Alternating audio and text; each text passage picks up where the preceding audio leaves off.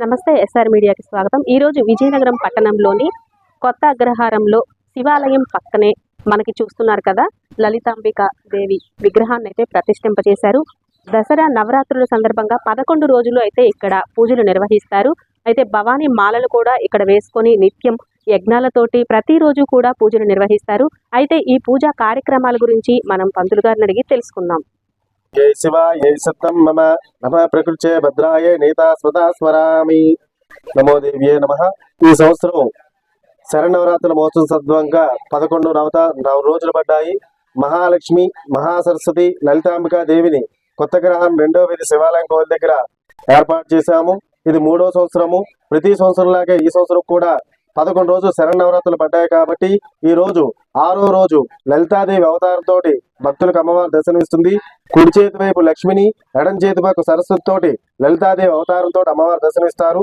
కావున ఈ రోజు అమ్మవారికి ప్రత్యేకంగా పంచామృత అభిషేకము, ఆయుర ఆరోగ్యం ప్రసాదించాలని చెప్పి అందరికీ కూడా ఉషా ఛాయా పద్మిని సమేత సవిత్రు సూర్య నమస్కారాలు గట్రా జరుగుతున్నాయి.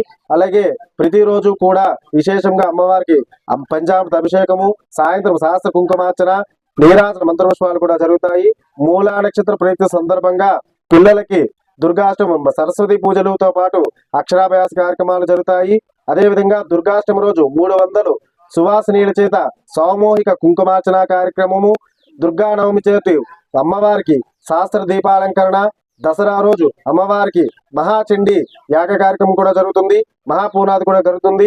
ఇలాగే ప్రతి సంవత్సరం కూడా ఇక్కడున్న భక్తులందరూ కూడా మాకు సహాయ సహకారాలు అందించి అమ్మవారి నవరాత్రుల్లో పాల్గొని వారందరూ కూడా మాకు చాలా సహాయ సహకారాలు అందిస్తున్నారు. సహాయ సహకారాలు అందించిన భక్తులందరికీ కూడా అమ్మవారి యొక్క అనుగ్రహం కలగాలని కోరుకుంటున్నాం. జై కాళీ, జై జై కాళీ. వంశీ